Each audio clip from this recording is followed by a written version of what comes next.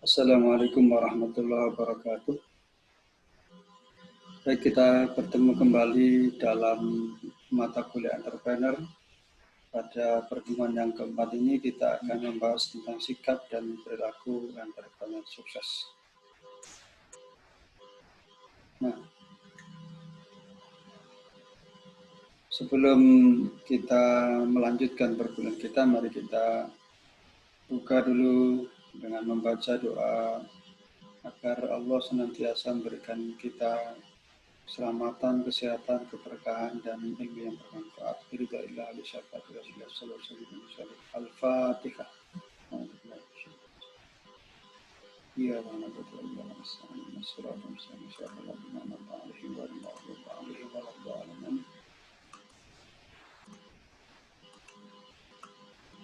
Ya, mari kita baca semua bersama-sama.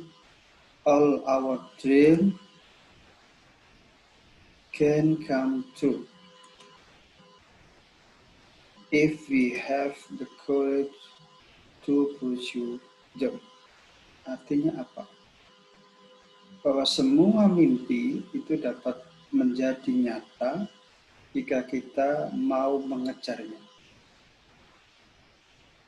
Nah, ada orang yang punya mimpi, punya cita-cita yang tinggi, tapi tidak bisa mewujudkannya itu. Kenapa? Karena tidak mau mengejarnya. Nah, namanya mengejar dengan seluruh daya upaya. Nah, ini sebagaimana disampaikan oleh Walt Disney. Nah, berikutnya ketika berbicara mengenai bisnis, orang biasanya yang dikeluhkan pertama adalah modal. Jika ada orang ditawari untuk bisnis, pasti dia bilang nggak punya modal, itu yang paling banyak. Makanya ini, Om, saya mau bisnis tapi nggak punya modal. Nah, ini mau nggak dengkulmu dibeli 500 juta? Nah, ini yang disampaikan oleh Bob Sadino. Nggak mau Om. Nah, coba kalau begitu dengan 2 dengkul engkau sudah punya modal 1 miliar. Artinya apa? Allah sudah memberikan bekal, memberikan karunia. Kita selagi kita punya kaki bisa berjalan, bisa melangkah, ya. Bahkan nilainya itu mahal sekali, sehingga sudah dimanfaatkan. Ya, jadi kalau kita selalu beralasan bahwa untuk memulai bisnis itu selalu harus dimulai dengan modal uang, itu tidak, ya. Karena apa? Karena banyak orang yang memulai bisnis tanpa modal. Bisa. Sekarang udah banyak ada reseller, ya, dropshipping, ya. Apalagi kalau dulu yang kita kenal misalnya Abdurrahman bin Auf. Ya. Abdurrahman bin Auf itu ketika memulai bisnis pertama kali di Madinah, ya, beliau adalah satu yang kaya di Mekah, yang kaya raya, lalu dia hijrah bersama Rasul dan ditinggalkan semua asetnya yang ada di Mekah, tidak diperbolehkan dibawa memang oleh orang-orang kafir Quraisy.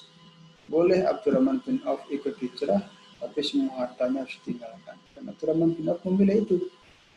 Nah, akhirnya begitu sampai di Madinah, beliau ditawari oleh kaum Ansar Madinah, ditawari harta, ditawari istri dan sebagainya. Tapi beliau tidak. Dia hanya bertanya di mana pasar tempat aku bisa berdagang. Hanya suruh ditunjukkan di mana pasarnya. Begitu ditunjukkan di mana pasarnya, beliau datang ke pasar. Yang pertama apa yang dilakukan? Yang dilakukan adalah menjualkan barang orang lain.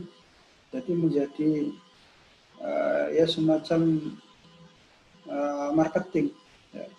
Jadi menjualkan kambingnya orang lain, dijualkan, laku, dan seterusnya, akhirnya mendapatkan untung dan seterusnya, sampai akhirnya menjadi saudagar yang sangat kaya raya, termasuk yang terkaya dari kalangan sahabat di Madinah pada waktu itu. Tanpa modal. Ya, artinya Bagi Anda yang ingin memulai bisnis tidak punya modal, tidak jadi masalah.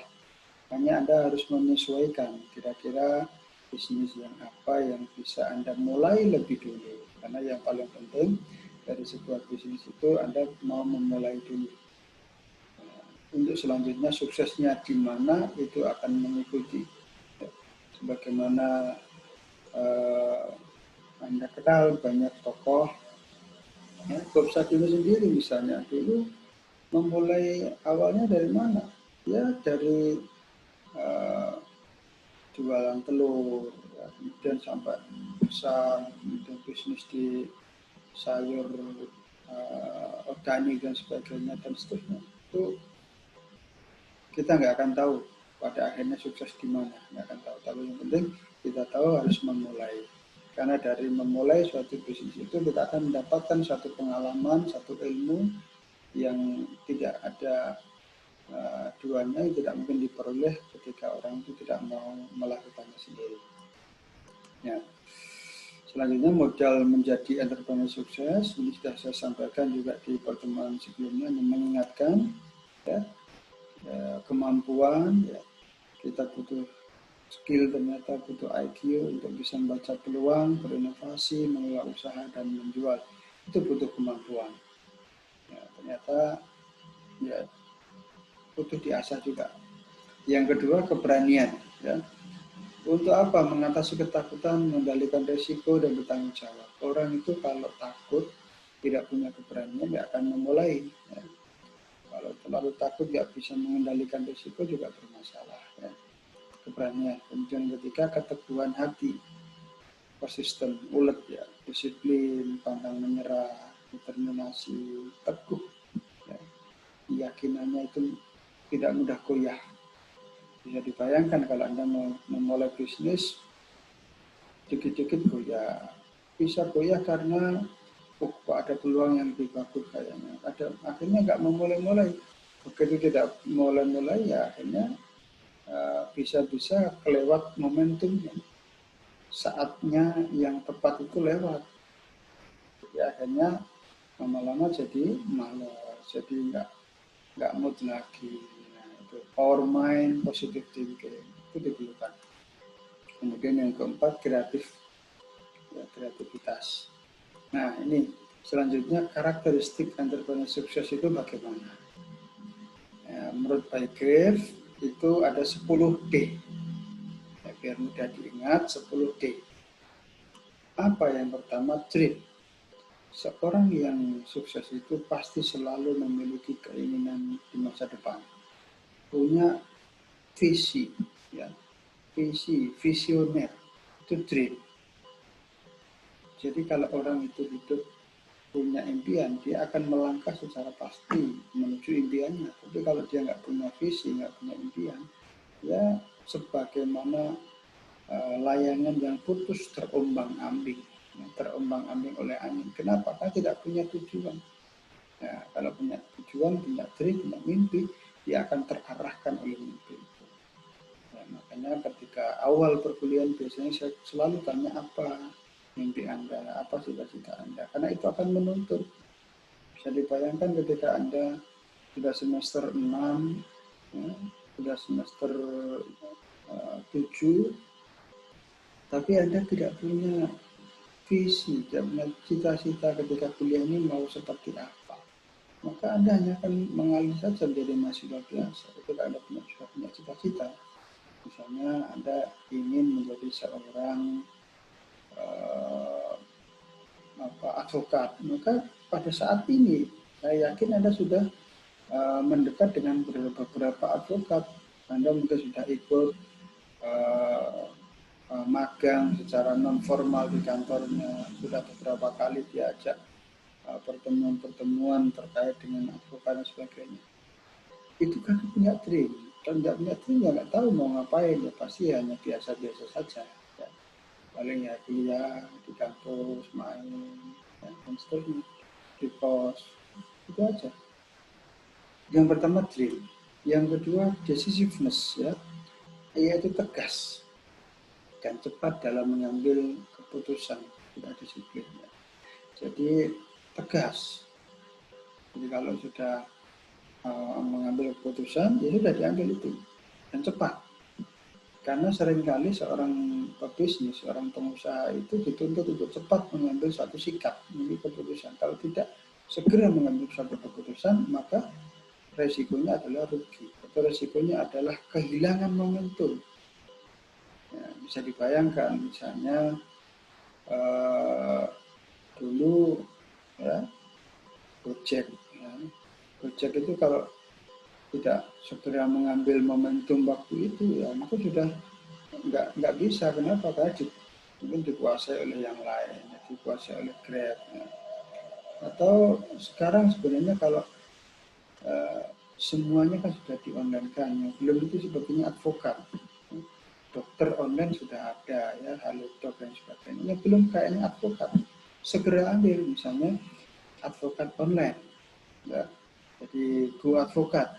Nah itu kalau nggak diambil sekarang bisa jadi sebentar lagi akan ada yang mengambil itu.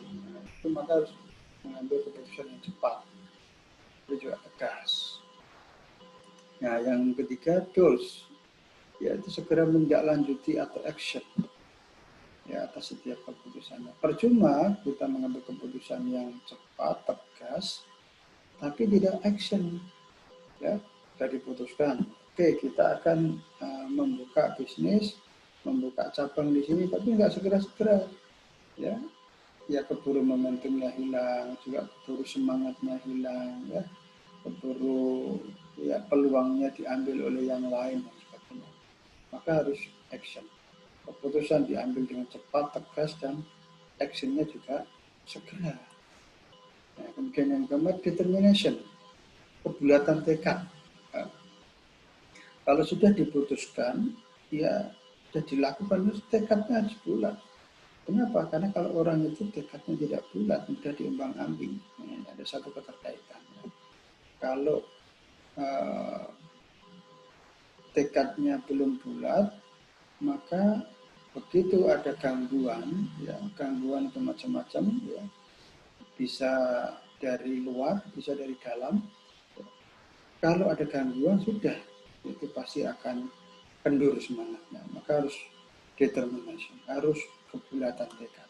Yang kelima, dedication, harus mencurahkan segenap sumber daya yang ada, ya kerja keras, penuh dedikasi. Makanya kalau ada orang yang bilang, wah dia itu bekerja dengan penuh dedikasi, maksudnya apa? Dengan segala sumber daya yang ada.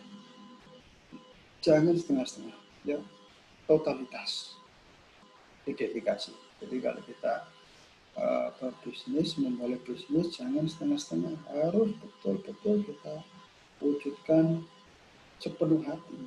Ya. Waktu kita curahkan, tenaga kita curahkan, pikiran kita curahkan, modal harta kita curahkan, sepenuh hati kita curahkan. Ya. Dengan begitu, ya sebagaimana manjata wajata, siapa yang bersungguh-sungguh pasti akan menemukan, mendapatkannya, itu dedikasi. Yang keempat, devotion, yaitu mencintai pekerjaan dan hasil kerjaannya. Ya, orang itu kalau mencintai pekerjaannya, dia tidak merasa lelah, tidak merasa dituntut, tapi dia merasa itu adalah sebuah kenikmatan, itu adalah sebuah kesenangan. Ya. Ketika orang melakukan pekerjaannya dengan nyaman, dengan nikmat, maka kerjaannya itu akan bisa dilakukan dengan sepenuh hati. Kalau orang belum bisa merasakan seperti itu, maka nggak akan bisa melakukan dengan sepenuh hati.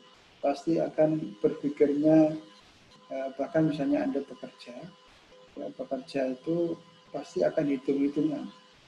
Nah, ini sudah 8 jam, maka saya sudah selesai, meskipun target belum selesai. Tapi kalau Anda mencintai pekerjaan Anda, wah, meskipun sudah 8 jam, target belum selesai, Anda berupaya selesaikan. Nah, itu tidak antara orang yang bekerja dengan sepenuh hati dan yang tidak dengan sepenuh hati, yang tidak mencintai pekerjaannya dan yang mencintai pekerjaannya. Kemudian yang ketujuh, detail, yaitu memperhatikan faktor terkecil dan kecil. Ya. Ini karakter yang sangat penting. Artinya apa? Bahwa setiap pebisnis itu terkadang dia menemukan celah peluang bisnis itu dari faktor kecil. Ya, misalnya uh, antara pebisnis satu dengan bisnis yang lain dalam hal handphone misalnya. Yang satu uh, membuat casing, ya. Tapi dia melihat celah. Sebenarnya HP itu ketika jatuh yang paling sering terjadi adalah di sisi pinggirnya, ya. Di sisi pinggirnya ini, ya. Sehingga ada orang yang menemukan celah detail itu lalu membuat tidak perlu casing semuanya, tapi cukup di pinggirnya saja. Nah, itu karena dia melihat faktor terkecil, ya. Dan ketika orang ingin menyempurnakan suatu pekerjaannya, maka dia harus melihat sampai sedetail-detailnya, sekecil-kecilnya, manakah kekurangannya, dan apa kelebihan-kelebihan meskipun yang sifatnya detail yang bisa dieksploitasi lagi, bisa digali lagi. Itu detail, ya. Jadi terkadang orang menemukan peluang itu juga dari faktor detail itu, dari faktor hal yang terkecil. Ini pentingnya. Di orang yang tidak memperhatikan faktor yang detail biasanya cenderung ceroboh. Yang kedelapan, destina, ya, yaitu bertanggung jawab terhadap nasib dan tujuan yang tidak dicapai. Dia bertanggung jawab, jadi atas dirinya, dan ya, dia menetapkan tujuan, dia bertanggung jawab untuk mewujudkan tujuan itu. Ya, dia merasa bertanggung jawab. Kalau orang merasa bertanggung jawab, ya totalitas jadinya. Kalau tidak merasa bertanggung jawab, ya dia punya tujuan tapi sudah biasa-biasa saja, mau tercapai mau enggak ya terserah. Nah, itu enggak akan terwujud. Jadi harus bertanggung jawab atas tujuan yang ia tetapkan. 9, dollars, yaitu melampaui keinginan, ya, bahwa tujuan utama bukan sekedar hanya kekayaan, tapi tujuannya adalah lebih dari itu, kemanfaatan, ya, kesuksesan yang besar. Jadi tujuannya melampaui dari sekedar punya uang yang banyak, mendapatkan keuntungan yang banyak, enggak, melampaui itu, kemanfaatan. Kalau kita bisa memberikan manfaat bagi banyak orang, ya pasti kita sudah sukses. Ya. Bisnis yang misalnya Ford, ya, Ford yang bosnya yang mendirikan mobil Ford, ya, dia memberikan kemanfaatan bagi banyak orang. Kenapa? Karena dengan kendaraan yang dia ciptakan memberikan manfaat bagi banyak orang. Maka sudah secara otomatis ketika itu memberikan manfaat bagi banyak orang, dia akan sukses. Misalnya menjadi seorang kepala daerah, itu juga berikan kemanfaatan. Secara otomatis kalau kita bisa memberikan kemanfaatan bagi banyak orang, kita akan menjadi orang yang sukses. Kalau semakin besar kemanfaatannya, maka semakin besar pula kesuksesannya. Nah, itu tujuan atau karakteristik yang ke-9. Kita melampaui keinginan hanya soal kekayaan, tapi kemanfaatan. Yang ke-10, distribut, yaitu bersedia mendistribusikan kepemilikan bisnisnya kepada orang-orang kepercayaannya. Artinya apa? Bahwa bisnis kalau sudah besar tidak mungkin dihandle sendiri, tapi harus punya tim, ya, punya tim yang akan merawat, yang akan mengerjakan bisnisnya itu. Kalau dia kerjakan sendiri nggak mungkin bisa besar, nggak mungkin bisa pertumbuhannya cepat. Maka harus dibagi tim, ya. Anda kalau sudah mulai besar, Anda cukup jadi pengawasnya, cukup jadi preskomnya, ya. Kemudian yang lain preskom, presiden, komisaris, pengawas saja itu posisinya. Yang lain biar diselesaikan oleh dewan direksi. Ini bagian itu, sudah Anda cukup mengawasi. Itu harus berani, harus mau, ya. Kalau Anda merasa enggan, takut, ya, pokoknya Anda genggam sendiri, ya, takut mendistribusikan ke orang lain, ke orang kepercayaan Anda karena khawatir mungkin nanti ada penipuan dan sebagainya, ya Anda tidak akan bisa besar. Ya, tentu Anda harus memilih tim atau kepercayaan Anda itu yang betul-betul mana, yang betul-betul profesional. Ini 10 karakter, ya. Kemudian perilaku Anda paling sukses pada setiap situasi, ya. Perilaku apa saja? Ada secara individu, secara sosial, secara dalam pekerjaan, ya, dalam menghadapi resiko, dalam kepemimpinannya. Ini harus sejalan, harus menunjukkan karakter yang tepat. Secara individu bagaimana, secara sosial bagaimana, pekerjaan bagaimana, seterusnya. Kita lihat secara individu bagaimana. Orang yang sukses secara individu adalah teguh pendirian. Teguh, biasanya tuh dia mudah digoyah. Pokoknya kalau sudah segala macam cara akan ditempuh. Itu teguh pendirian. Kemudian yang kedua, penuh keyakinan dengan yang ia lakukan. Yakin sekali. Pokoknya kalau sudah dia putuskan, dia yakin sekali. Yakin. Sehingga orang lain menjadi lebih mantap juga. Kalau pimpinannya itu tidak yakin, maka anak buahnya, karyawannya juga tidak yakin. Maka penuh keyakinan. Kemudian yang ketiga, profesional. Secara pribadi, secara individu profesional. Tanggung jawab, disiplin, komitmen, konsisten, dan punya integritas. Ya. Kemudian yang keempat, optimis. Jadi pikirannya juga optimis, tidak mudah begitu menghadapi masalah langsung menyerah. Optimis, selalu melihat sisi positif thinkingnya, ya. Tidak gegabah dan penuh rencana, ya. Tidak gegabah, ada rencana, ini rencana gini penuh rencananya, sehari ini apa, tidak membiarkan tanpa rencana. Kemudian berorientasi pada sikap, semua pasti ada jalan keluar. Ini penting. Seorang pemimpin, seorang yang sukses itu, dia selalu berorientasi semua pasti ada jalan keluarnya. Coba, kalau Anda berpikir satu masalah tidak ada jalan keluarnya, kira-kira Anda dapat satu keuntungan enggak? Tidak dapat. Tapi kalau ada satu masalah, ya, misalnya masalah yang dihadapi adalah beberapa waktu yang lalu saya melihat ada orang yang menemukan mesin pompa air yang tidak perlu menggunakan listrik. Ya, dia pakai sistem hidrolis. Ya. Itu dia melihat masalah di tempatnya selama ini adalah kekeringan. Dia berada di atas, ya, sementara di bawah itu airnya berlimpah. Ya, airnya berlimpah, sehingga dia punya prinsip bahwa ini pasti ada jalan keluarnya. Dia berusaha mencari, ya, dia berusaha belajar, mencari, menemukan, dia coba-coba. Akhirnya dia menemukan mesin itu bisa bahkan lebih kuat daripada pompa air, ya. Bisa 10 sampai berapa kali kekuatan, ya, daripada pompa air. Itu bisa mengalirkan air dari bawah ke bukit, ke tempat dia itu. Akhirnya dia menjadi menang tingkat nasional dalam perlombaan, kemudian memiliki hak paten itu dan seterusnya.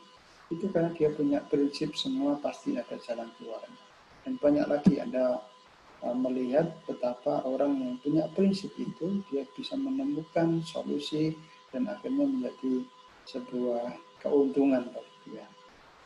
Nah, kemudian perilaku secara sosial dan lingkungan bagaimana? Yang pertama, berpenampilan smart dan ingin disukai setiap orang. Nah, orang yang sukses itu penampilannya smart, nggak neko-neko, nggak ribet. Ya. Dan dia ingin disukai semua orang. Kenapa? Karena kalau orang itu sudah suka, selanjutnya Anda mau berbisnis, mau bekerja sama, itu mudah. Jadi tidak suka membuat masalah. Ya, orang yang ingin disukai oleh orang lain itu pasti dia nggak suka membuat masalah. Kemudian berperilaku baik sehingga banyak yang suka. Kemudian senang memotivasi orang lain untuk tujuan yang baik. Jadi kalau ada orang lain yang mungkin semangatnya kurang, ya lagi ada masalah, dia berusaha untuk memberikan motivasi untuk tujuan yang baik. Tidak malah justru biarin itu. Nah, toh itu nggak ada urusan dengan saya, enggak seperti itu. Kemudian menjadi teladan bagi teman bisnisnya, karyawan dan pelanggan. Jadi teladan. Ya, orang yang sukses itu justru kebanyakan adalah teladan. Berapa hari ini Kalau Anda yang membaca koran atau membaca berita-berita online, ada seorang kepala desa yang sukses, kepala desa miliuner ya, di Gresik. Ya. Dia menjadi kepala desa yang menjadi teladan bagi banyak orang dan anak buahnya. Betapa dia bisa memberikan motivasi, memberikan semangat, memberikan inspirasi, akhirnya bisa mengantarkan desanya menjadi desa yang miliuner. Ya, gitu. Kemudian pandai bergaul dan cakap berkomunikasi. Ya, pandai bergaul, kenapa? Karena orang sukses itu pasti berhubungan dengan orang lain. Ya. Tidak mungkin sukses sendiri tanpa orang lain, tidak bisa. Ya. Ya, cakap berkomunikasi itu penting. Maka harus diasah. Kemudian perilaku dalam pekerjaan bagaimana? Satu, berorientasi pada tujuan dan punya keinginan kuat pada hasil yang sempurna. Orientasinya pada tujuan. Tujuannya apa? Tujuannya ingin seperti apa? Anda tahun ini bagaimana? Nah, itu orientasi di situ. Dan punya keinginan yang kuat untuk menghasilkan pekerjaan itu yang sempurna. Jadi jangan hanya pokoknya tuntas, pokoknya selesai, jangan, tapi harus sempurna. Biasanya kalau orang yang punya keinginan yang sempurna atau apa ya, biasanya dikenal dengan istilah lupa saya. Jadi ingin menghasilkan yang sempurna, perfeksionis ya, perfeksionis. Dia tidak mudah puas, selalu ingin menyempurnakan. Ya, itu pasti akan menghasilkan yang baik. Tapi kalau ya, mudah puas ya sudah, itu nggak akan peroleh hasil yang bagus. Ya. Kemudian yang kedua, gila kerja, workaholic. Ya. Gila kerja itu artinya bahwa dia seluruh waktunya dia curahkan untuk bekerja. Ya, tapi saatnya istirahat tetap istirahat. Ya. Kemudian tidak suka menunda pekerjaan. Ya. Jangan sampai seperti iklan, kalau bisa dilakukan besok, kenapa harus sekarang? Jangan. Kalau bisa dilakukan sekarang, ngapain dilakukan besok? Itu prinsipnya. Haus akan prestasi. Ya. Ya, terus ingin berprestasi itu berarti terus ingin meningkatkan diri atau self improvement ya, terus memperbaiki diri bahwa hari ini harus lebih baik dari hari kemarin, hari besok harus lebih baik dari hari ini. Itu orang yang haus akan prestasi. Kemudian tuntas dalam mengerjakan tugas ya, tuntas, jangan setengah-setengah. Kalau sudah mengerjakan tugas, selesaikan sampai selesai. Kemudian energik dan penuh semangat. Orang yang sukses itu biasanya selalu energi. Kenapa? Karena dia punya keyakinan yang penuh, dia punya semangat yang tinggi, dia punya kebulatan tekad. Nah, kalau orang nggak punya keyakinan akan kesuksesannya, akan bisnisnya, akan usahanya, dia nggak akan energi, loyo. Kan? Semakin orang loyo, semakin usahanya juga loyo. Nah, itu. Bahkan kesehatannya juga akan semakin menurun. Kemudian menyukai pekerjaan baru dan menantang. Dia selalu ada hal baru, berarti peluang baru. Jangan dianggap bahwa hal baru, pekerjaan baru itu adalah masalah, tapi adalah tantangan. Itu adalah peluang. Dan yang berikutnya dalam pekerjaan harus kreatif dan inovatif. Lalu perilaku dalam menghadapi risiko bagaimana? Mengevaluasi resiko dan dampaknya terlebih dahulu. Kalau menghadapi resiko, dia evaluasi dulu, nggak serta-merta, nggak buru-buru diambil sikap. Ya harus evaluasi resiko dan dampaknya terlebih dahulu. Kalau resiko ini bagaimana, dampaknya bagaimana, dia evaluasi. Kemudian mencari keputusan yang tepat dan optimal. Keputusan yang dia ambil tidak buru-buru tadi itu akhirnya keputusan jadi tepat dan optimal. Lalu tidak takut resiko karena dia kuat intuisinya. Orang kalau sudah sukses biasanya intuisinya kuat. Wah ini kalau begini nanti arahnya ke sini. Itu punya intuisi. Kenapa? Ya karena intuisi dibangun dari feeling, dari keyakinan, dari kemantapan. Orang kalau penuh keyakinan biasanya ngarahnya ya sesuai dengan yang dia inginkan. Tapi kalau tidak yakin ngarahnya, sebaliknya. Nah, itu intuisi akan terbangun. Kemudian waspada dan antisipatif sehingga selalu proaktif. Waspada. Ya, saya melihat bahwa orang yang sukses itu dia selalu waspada, tidak mudah lengah. Sehingga apa? Kalau dia punya tim bisnis, dia punya kontrol yang kuat, tidak mudah lengah. Jadi antisipasi jangan sampai nanti tim bisnis Anda, karyawan Anda itu main di belakang, kemudian menyalahgunakan kekuasaan, menyalahgunakan tanggung jawab dan wewenang. Anda waspadai itu. Proaktifnya bagaimana? Ya Anda terjunkan kepatuhan, terjunkan tim pengawas untuk mengawasi itu. Tidak boleh lengah, harus selalu waspada. Nah, selanjutnya perilaku dalam kepemimpinan bagaimana? Pertama, berani mengambil keputusan dengan cepat. Nah, Anda perhatikan, pemimpin itu yang paling utama adalah bagaimana dia mengambil keputusan dengan cepat. Saya perhatikan misalnya dulu waktu pemilihan kepala daerah Jakarta waktu Jokowi dulu, dia mengatakan bahwa pemimpin yang paling penting adalah dia harus berani mengambil keputusan yang tepat dan berani melakukan eksekusi. Ya, keputusan harus diambil dengan cepat. Jangan terlalu pertimbangannya banyak sekali, lambatnya, akhirnya kehilangan momentum lagi. Kemudian berikutnya, meski begitu kita harus hati-hati.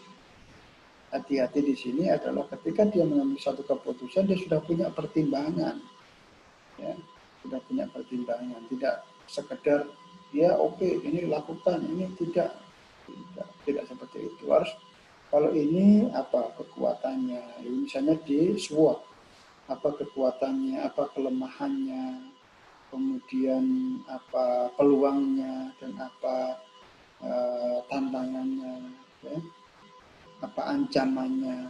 Nah, itu harus dianalisis, tapi juga tidak boleh berlama-lama, dia harus cepat, karena apalagi kalau pejabat publik dia ditunggu oleh banyak orang, ya, ditunggu oleh masyarakat, dia harus mengambil keputusan dengan cepat. Pebisnis juga begitu, kalau nggak cepat keduluan yang lain, tapi harus berhati-hati tadi itu, analisa. Kemudian berikutnya memberikan ketenangan untuk karyawan dalam menjalankan tugas. Ya ketenangan, artinya apa? Kalau Anda memberikan keyakinan, memberikan kemantapan, ya, motivasi, itu akan menenangkan karyawan. Misalnya keyakinan bahwa perusahaan Anda ini akan terus berjalan sepanjang hidupnya, dia akan bisa mencurahkan dalam perusahaan itu dan perusahaan akan bisa memberikan kontribusi yang besar bagi hidupnya, itu perlu. Ya. Kemudian memiliki karisma dan berjiwa besar. Orang pemimpin itu butuh, ya, meskipun karisma itu terkadang bawaan, tapi itu juga bisa dibangun, ya. Orang punya karisma yang kuat, ya, itu biasanya juga berhubungan dengan berjiwa besar. Misalnya orang yang peduli itu cenderung memiliki karisma yang tinggi. Orang yang mau memikirkan bawahannya, mau memikirkan orang lain itu cenderung orang yang memiliki karisma yang tinggi. Nah, itu maka memiliki karisma itu penting. Sehingga apa? Kadang ketika Anda datang saja, orang sudah takut, orang sudah merasa sudah merasa nggak enak kalau nggak bekerja dengan baik. Nah, itu karena punya karisma. Jadi penting untuk seorang pemimpin memiliki karisma, harus dibangun. Ya. Selanjutnya, nah ini kita lihat bagaimana pola hubungan. Ya, kita lihat pola hubungan kesuksesan itu ada beberapa faktor yang harus dibangun, harus dikuatkan. Yang pertama, secara teori artinya apa? Pengetahuan kita. Kalau Anda mau sukses, pengetahuan juga harus dibangun. What, why? Apa yang Anda lakukan? Ya, usaha apa yang Anda lakukan dan mengapa Anda mengambil itu? Alasannya harus Anda jelaskan. Ya, saya mau bisnis buka warung kopi misalnya. Kenapa warung kopi? Ya karena saya bisanya membuat kopi. Saya punya pengalaman di sini. Saya punya tempat yang strategis untuk buka kopi. Saya punya kemampuan meracik kopi yang enak dan sebagainya. Saya punya relasi-relasi teman-teman yang sukanya ngopi. Itu bisa juga. What why? Ya. Kemudian selanjutnya desire, keinginan yang kuat. Ya. Jadi Anda sudah apa dan mengapanya sudah Anda tuangkan, sudah Anda tunjukkan, sudah Anda setting sedemikian rupa, maka keinginan itu juga harus dibangun dengan kuat. Jika ada punya keinginan yang desire itu keinginan dari dalam yang sangat kuat. Anda ingin buka warung kopi. Nah, dengan keinginan yang kuat itu akan membangun spirit yang luar biasa untuk mewujudkan keinginan itu. Lalu skill, ya pengetahuan, Anda punya ilmunya, tahu itu mengapanya, Anda punya keinginannya, tapi Anda tidak punya skillnya, tidak bisa. Ya, harus praktikalnya harus bisa. Anda punya ilmunya tahu, tapi Anda juga harus bisa bagaimana caranya, meraciknya, meramunya, prosesnya Anda harus tahu dan Anda harus bisa skill. Nah, ketika ketiga hal ini, theoretical, motivational, practical, atau knowledge, desire, skill ini bergabung, maka akan menjadi sebuah habit, kebiasaan. Nah, kalau sudah menjadi habit itu ya nanti akan otomatis akan membawa kepada kesuksesan. Nah, inilah inti dari sebuah karakter yang harus dimiliki untuk seorang bisa sukses. Cara knowledge-nya, desire-nya, dan skill-nya itu harus bersimultan, berhubungan, sehingga menjadi sebuah kebiasaan, orang kebiasaan untuk menjadi orang yang sukses, pada akhirnya dia akan menjadi orang yang sukses. Nah, inilah materi kita pada pertemuan yang keempat. Dan silakan Anda diskusikan, Anda pertanyakan hal-hal yang belum Anda pahami, dan apa yang ingin Anda tanyakan sehubungan dengan ini, silakan Anda tanyakan di dalam forum dan Anda diskusikan, nanti akan saya berikan tanggapan. Dan itu yang bisa saya berikan, semoga bermanfaat, dan dari saya akhiri. Wassalamualaikum warahmatullahi wabarakatuh, dan jangan lupa tugasnya untuk dikumpulkan maksimal besok.